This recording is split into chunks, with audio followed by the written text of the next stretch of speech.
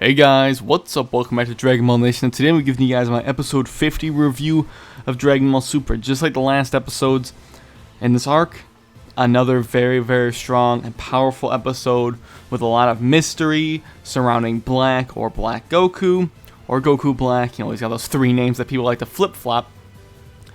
And Trunks is taking kind of a backseat right now at the moment just because we really are focusing on this new villain of Black. Who is he?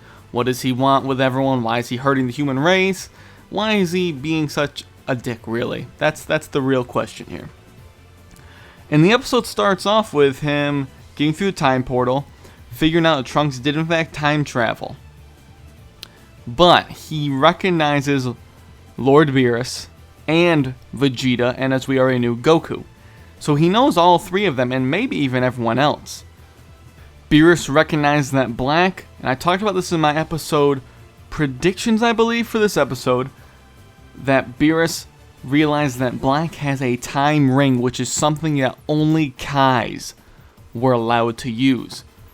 But Black feels honored to be able to fight Goku in his current body, in the body that Black is in right now, which really shows off the fact that he might be a shapeshifter of some sort, him referring to his current form as a different body.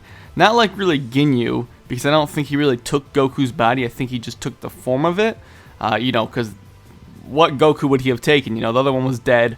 It's all, it's all very speculative, but I just think he might be like a shapeshifter of some sort, or the Macau Shin thing. We really don't know yet, but in a couple of episodes, his identity will be revealed, actually. So, they start fighting, and Goku Super Saiyan 2, Black does not have a transformation as of yet, at least. We haven't seen him transform into anything. He does power up, and he gets stronger as they fight, just like Trunks mentioned that him and Black fought, and Black continued to get stronger as they fought. Goku notes that Black fights just like him pretty much, and they're really just excited, and they act very similar, almost like the copy Vegeta was with regular Vegeta, but not quite. Trunks also wonders why Goku's not using as much power, and Vegeta kind of says, that's Kakarot's bad habit, he really likes to waste time. They're fighting. It's a good fight too. The animation's really nice. I like it a lot. And Black says that the pain will make him stronger, so he's getting stronger in this fight. It is clear, too, because he does actually start doing better. The fight continues. There's not too much else to say about that. It's a really nice fight. Like I said, good animation, all that nice stuff. Black powering up, using his interesting attacks that he has, and he notices Trunks' time machine after it fell over and Trunks yells out to it. He notices it. Look, it was a question, but he already recognized that he traveled in time, which is kind of confusing to me. I think he would have pieced that together, but I guess not. But Black mentions that the time distortion that he created with the time ring is kind of acting up, and it's very unstable. He keeps going on about that, and it keeps messing him up the entire fight between him and Goku. And he's happy that Trunks won't be around when he gets sucked up, because that's what happens. The fight ends by Black being sucked up into his time distortion back to the future timeline, but before that he destroys Trunks' time machine, and he's glad that Trunks is not going to be around to disrupt him, so he can just murder everyone at this point. And Trunks is also upset, about Black being there, all that stuff. And it's on fire, and this is one scene that really bothered me. It keeps bothering me in these episodes that they're using the Pilaf gang wrong. I like the Pilaf gang, but they're using them in these moments where Trunks is upset or depressed about something happening. It's not. I understand they want to make it, change the tone, make it more lighthearted, but they're doing it so abruptly. Trunks is there depressed about this time machine being destroyed. He's so shocked, and the Pilaf gang comes out in a firefighter suit and puts the fire out.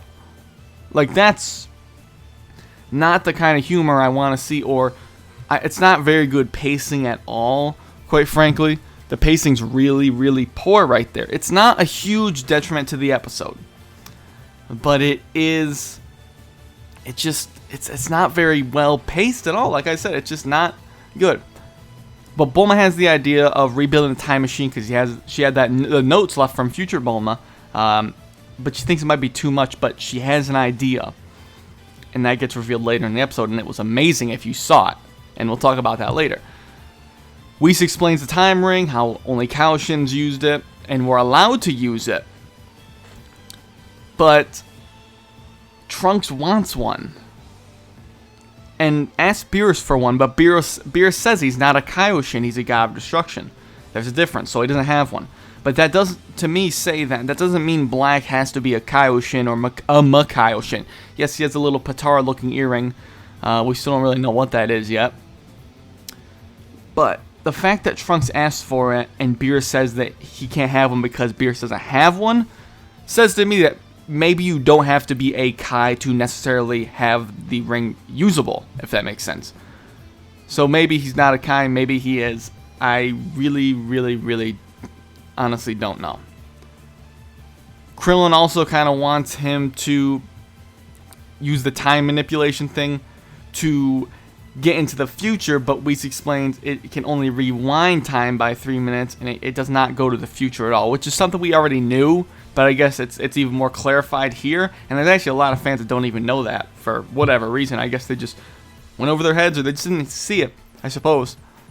And then there's a scene where Trunks is very depressed and sad that he just has nothing to get back to the future at this time. And there's a very beautiful music, and the music in this whole series is very beautiful, except for the newest outro song that we have. It's not very good in the newest episode. The last outro music is not good. But throughout this episode, the music was beautiful. But when Trunks is here, sitting, thinking about, the future and all that stuff, we get this very beautiful piano slash acoustic guitar, I believe, what was in it. I'm sure there'll be a downloadable version eventually of this. What seemed to be a remix of the intro song, Chozetsu Dynamic. Not beat for beat the same, but it has very similar tunes, and I think that's what they're going for, obviously. But there are some differences, and it's a bit more of a piano slash, like I said, acoustic-ish guitar remix. I'm not a big music buff on instruments, so I don't really know, but I know for sure there's a piano there. Maybe it was a xylophone, I don't really know. But Vegeta comes up and says, "Don't give up, there's definitely a way." Which is always, to see Vegeta break character, but in a good way. It's not really breaking character, but it's breaking out of his normal self, He's being that loving father or that supportive dad. And, even to see it happen to future Trunks, it's nice to see that type of emotion there. And Beerus says it's important to know when to give up, of course. Beerus never gives up, though. He's just lazy. But Bulma does come back with a solution in a capsule, and I'm just like, what the actual hell is going to be in that capsule? Because I had no idea. I thought, well, Bulma, did you build the time machine and just kept it away? Or do you have parts put away in there? Or do you have some BS? I don't know. She throws the capsule. And if you guys saw it, you were amazed as I was. And I completely didn't even think of this, that would ever be kept. It's Cell's time machine, the one he used to get into the present time. The one that he killed Trunks for. It's Cell's time machine. And, well, any mention of Cell is always good. But just to see that type of, again, consistency, throwbacks to the series, and just looking back at older material, it's very nice to see it happen in Super. It really is. I just love the fact that was really there. I really, really did. Also, Mai is not dead, as many people expected. I know I said she was dead in the first episode. I didn't 100% mean she's dead. I said she was killed, as in that's what the episode led us to believe. Sure, you could be like, well, you're just covering your tracks. No, they show her on the promotional stuff. It's obvious she's not going to be dead. Although she did look dead, of course, which, whatever that was, right? But she does twitch her arm at the end of the episode after Black is in the future. Along with that, Black is just really surprised at the strength of Goku. Goku's very confident he can beat Black now because of Black's weakness. But I'm pretty sure Black's going to either get a power-up or he's going to change bodies. We'll have to see all this stuff in the future on Black. I'm very curious of all this stuff. But it was a very strong episode, and overall, it was actually one of the best of the most recent ones. It was probably the second best. I really liked 48 a lot, and 49. It's really hard to place these last 4 episodes, actually. So I really can't necessarily, but I do think that 49 and 48 were they were all good. Honestly, I really can't place which one I like the best at this time. I'd have to give it some thought. But those are my thoughts and review on this episode, guys. Hope you guys enjoyed it. Sorry if it was a little bit maybe light on some information. The stream I was watching was pretty laggy in a lot of parts, so apologies for that. Maybe I'll do a follow-up on, if I missed any important information, I'll do a follow-up video on this stuff. Hopefully I didn't miss anything too important. I just don't like doing super reviews on other days. I just want to get them out of the way on Saturdays and have it be done. I don't want that to be a huge part of my channel. I just want to do them because people expect them. Get the reviews out and then do the rest of my videos in a week. So hopefully you guys enjoyed the video and understand, you know, maybe if I missed something, I apologize. I really do. I'm not trying to miss stuff.